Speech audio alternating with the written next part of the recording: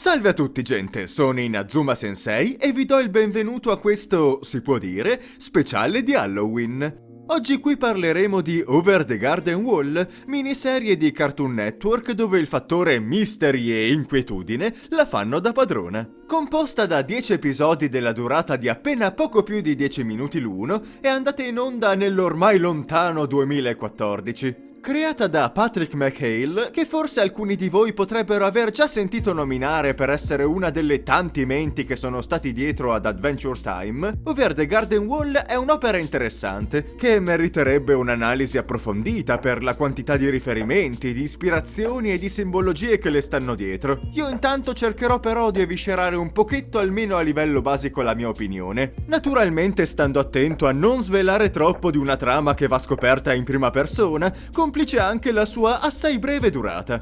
Wirt e Greg sono due giovani fratelli, dispersi in una foresta misteriosa e inquietante, definita dagli abitanti locali ignoto. Wirt, il maggiore, è un tipo coscienzioso e prudente, ma anche molto insicuro, mentre Greg, il minore, è invece iperattivo, impulsivo e spensierato. In cerca della strada per tornare a casa, si imbatteranno episodio dopo episodio in svariati personaggi e situazioni fuori dal comune, e nel mentre dovranno anche fare bene attenzione alle insidie della temibile ed enigmatica bestia.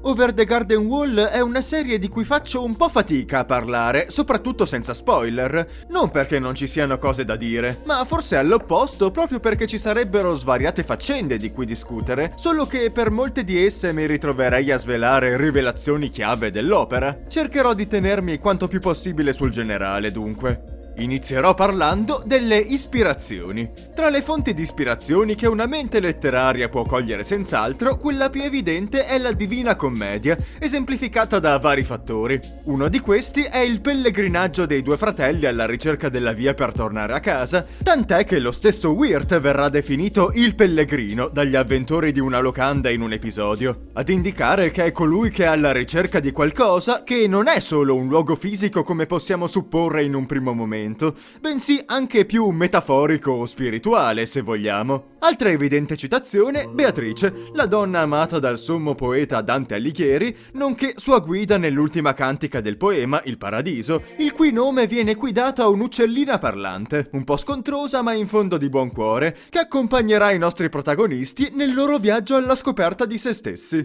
Ci sarebbe anche un'altra faccenduola che accomunerebbe l'opera dantiana Over the Garden Wall, insita nel personaggio della bestia, ma qui preferisco mantenermi sul vago, in quanto facente parte di una delle cose che è meglio scoprire da soli. In ogni caso, se avete un pochetto di intuito, credo possiate averlo già subodorato. Ovviamente questa è solo una goccia nel mare, i riferimenti culturali si sprecano e nel corso degli episodi si possono scorgere ispirazioni ghibliane, disneyane o letterarie in generale. Chicche non fini a se stesse, ma che contribuiscono alla costruzione di un'ambientazione dai toni nettamente fiabeschi, che però, attenzione, non è sinonimo di allegria e spensieratezza. Non rimembrate forse di una certa strega cattiva che voleva cibarsi di due innocenti bambini? Giusto per fare un esempio tra i più conosciuti. Il tono delle vicende è sempre abbastanza, per così dire, dark, non che non ci sia spazio per simpatiche gag che coinvolgano i due fratelli o per momenti di ritrovata serenità,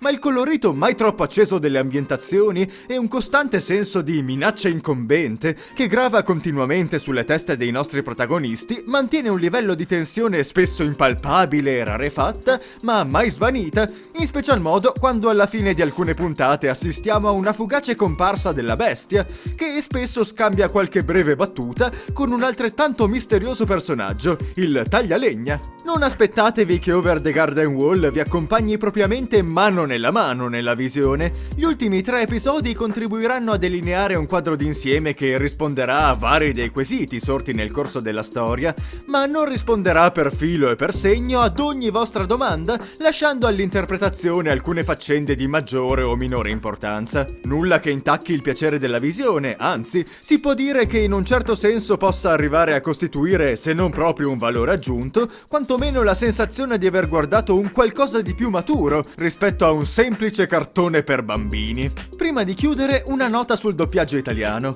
Oramai da alcuni anni sono abituato a vedere le serie animate in lingua originale, ma se è disponibile un doppiaggio nostrano, mi piace quantomeno darci un'occhiata. E non sempre sono deludenti. Ad esempio, quello di Gravity Falls l'ho trovato molto buono e lo consiglierei persino. Anche Steven Universe, per dire, pur tra imprecisioni o qualche censura varia, ha un adattamento tutto sommato abbastanza discreto. Ma in questo caso non mi sento proprio di raccomandare la visione in italiano, se non magari per una questione di curiosità. Perché, chiederete voi? Il motivo è semplice. Nonostante il doppiaggio in generale, da quel poco che ho avuto modo di vedere, sia stato abbastanza curato, hanno deciso di affidare il ruolo di entrambi i due protagonisti, i fratelli, a Sio, ovvero Simone Albrigi. A Sio.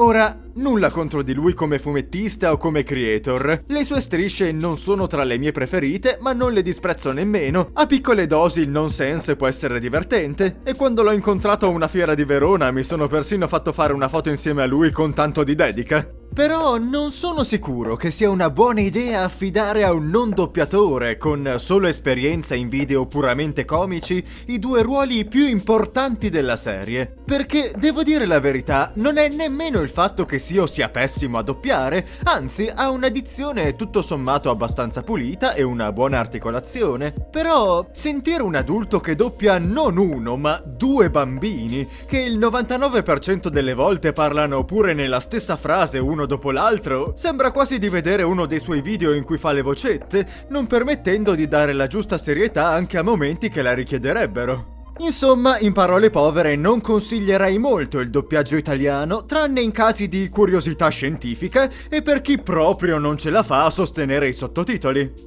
Detto questo, possiamo concludere qui questa breve recensione. Ricordate tutte le cose che potete fare per sostenermi, tra cui iscrivervi, condividere i miei video, supportarmi su una delle piattaforme in descrizione, yada yada. Vi ringrazio per avermi seguito e chiudiamo con le parole della bestia in persona. Ci sono solo io e c'è solo il mio modo. C'è la foresta e basta a cui bisogna arrendersi.